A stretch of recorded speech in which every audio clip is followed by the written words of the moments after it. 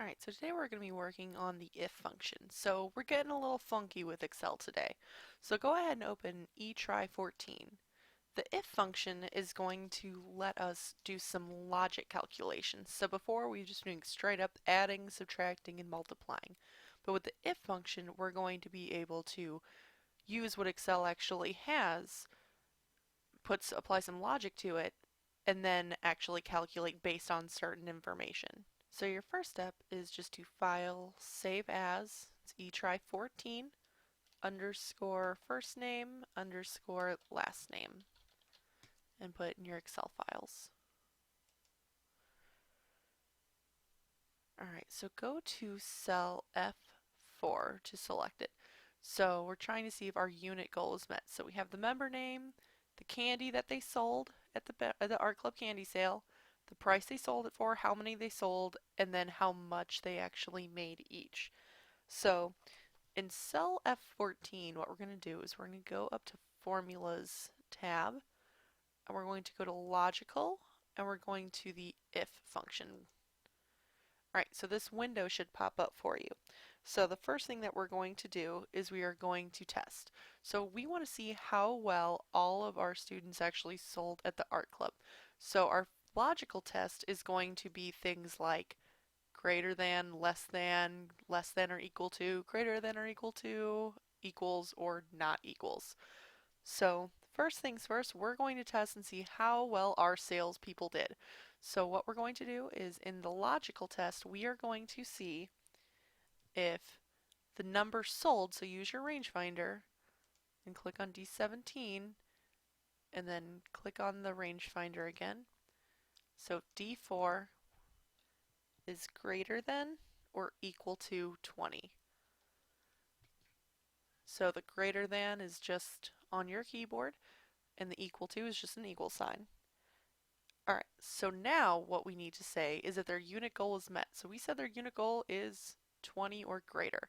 So if their unit goal is met, so the value of true is going to be yes, the value of false is going to be no. And then click OK. So you see her unit goal was not met.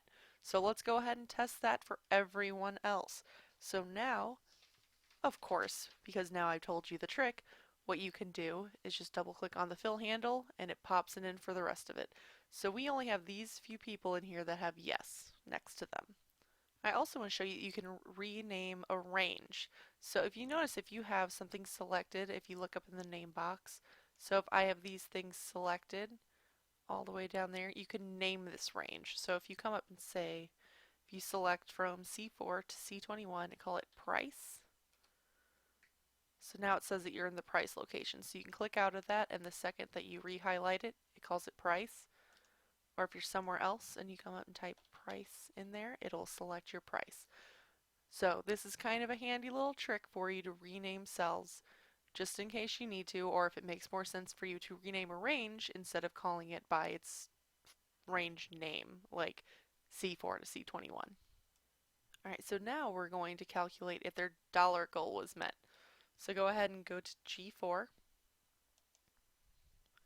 and we're going to click the formula in the insert function on the formula bar. So go ahead and click that, and we are going to choose another if. So go ahead and double click on if, and it pops up that way too. So if you can remember the if in there and remember how to do the logical test, you can do it that way also.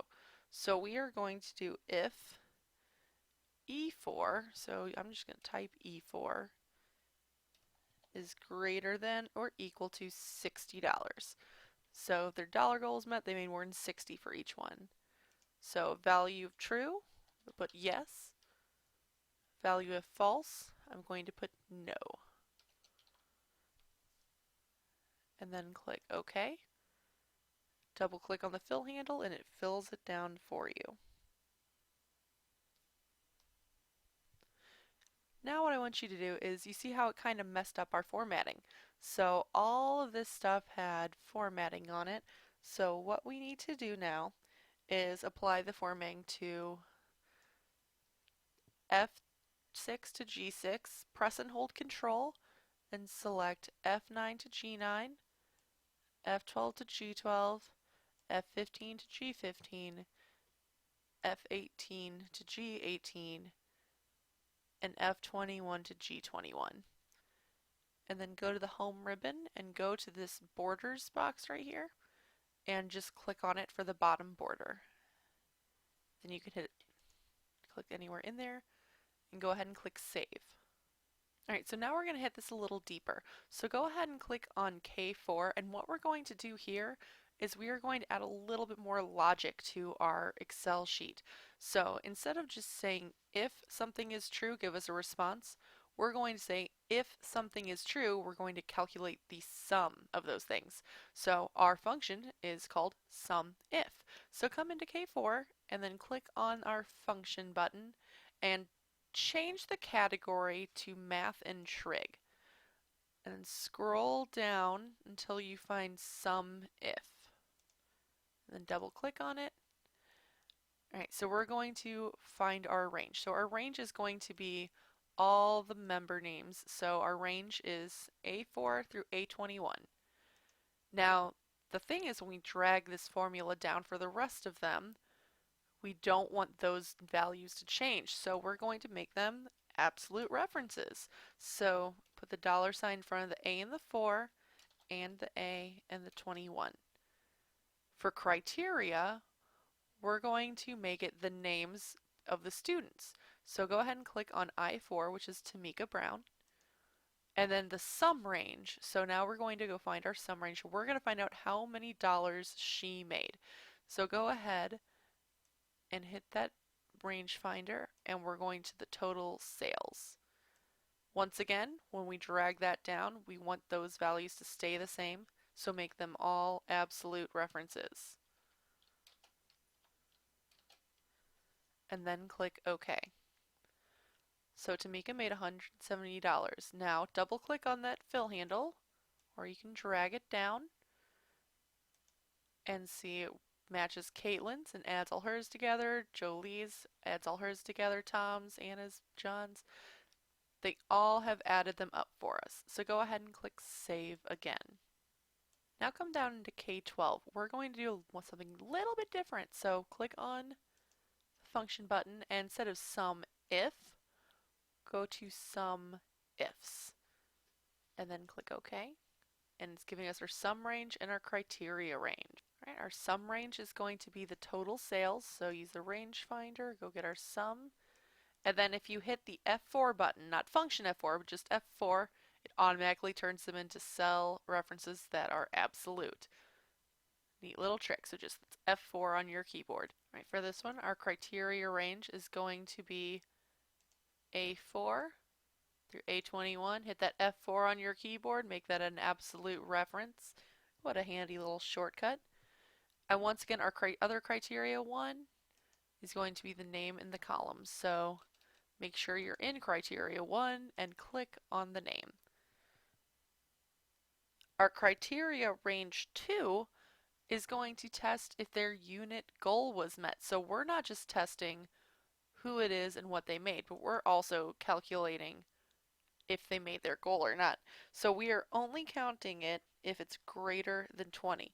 So in the criteria 2 box, or the criteria range, go ahead and select D4 through D21, make it an absolute reference. And for criteria 2, it has to be greater than 20.